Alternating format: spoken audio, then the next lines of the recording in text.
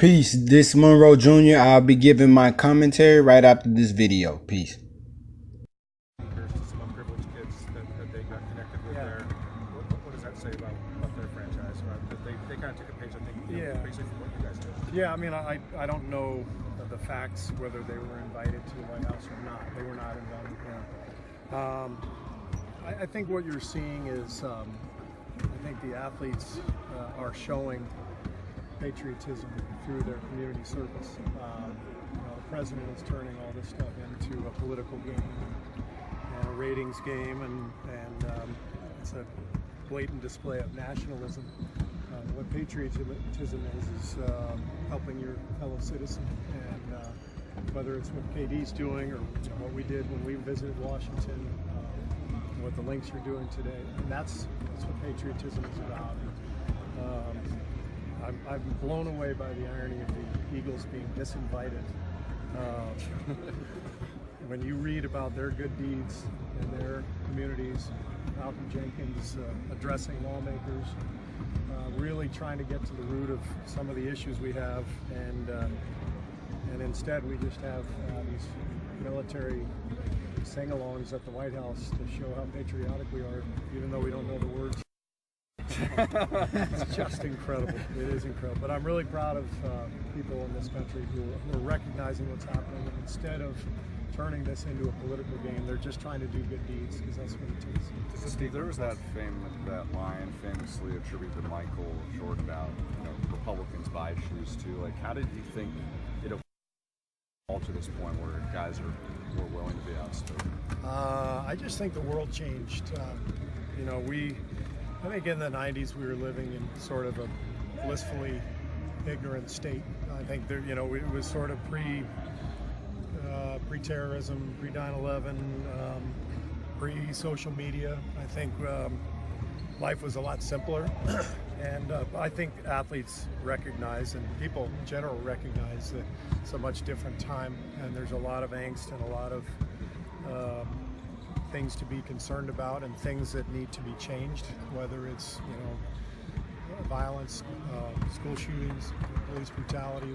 There's so many issues that stand out and that are critical, and I think people in general, not just athletes, feel the need to do something, and we now have the forum to do so. We have a much bigger platform to try to do good, and so I'm proud of all the people who do that. Steve, can you just comment about JaVale McGee? Peace. It's your brother Monroe Jr. Yo, shout out to Steve Kerr for speaking a good word, talking about how the Philadelphia Eagles were just for not desiring to go to the White House. And that's what's up, man. I applaud any white person who's bold enough to take a righteous perspective.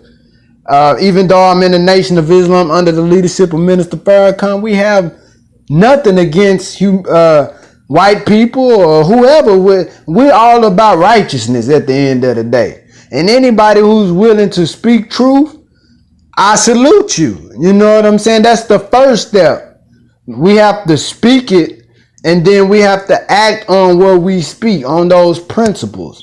You know what I'm saying? So, and I support him in what he's saying. You know what I'm saying? I stand with the Eagles, not desiring to go to the White House, because that's like symbol without substance. If that house is not going to represent the masses of the people and the people that help to get you into office, into those high, lofty positions where you get a decent pay, you get a nice amount of money, then hell, why go? So I understand, especially if it's not going to be nothing solution oriented, where it's some policy being enacted to help the least among society. See, this is supposed to be a so-called Christian country, but Jesus was all about service to the little man. Jesus was out with the publicans and sinners, see. But if you ask most of these hypocrites who's in these political offices, are they Christian? Yeah, I'm a Christian. Well, are you truly following Christ? Because Christ, he wasn't about building mega buildings. He was about building mega people. But he saw the need in the poor, to help the poor and the least in society. He said, in his least as much as we have not done unto the least of these, my brethren, we have not done it also unto him. Foxes have holes, birds have nests, but the Son of Men has no place to lay his head. And the son and daughters of men in every city, just about all of the major cities of America, homelessness is prevalent. Huh? But yet we're so-called in the greatest country on earth when it comes to freedom. Yeah? Yeah, you free to do everything that God tell us not to do. Hell. And then when you try to speak out against the powers that be, they desire to silence your voice when you desire to truly be like Christ. Colin Kaepernick. Then the people with a little wealth and influence, they unite and pool their resources and want to crush out that Christ figure. So if we don't have enemies in this world, hell, can we say that we're truly following Christ? Christ said to deny yourself, pick up your cross and follow me. You can tell a person by the weight of his enemies, the power of his enemies. So I salute Steve Kerr. I salute the Philadelphia Eagles. I salute anybody who's out there standing on righteous and noble principles. That's really what it's about.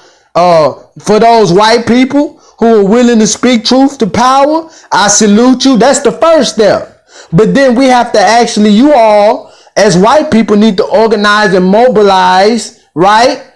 To get some policy change to help the poor and the oppressed. That's real substance. This is your brother Monroe Jr. I'm signing off. Peace.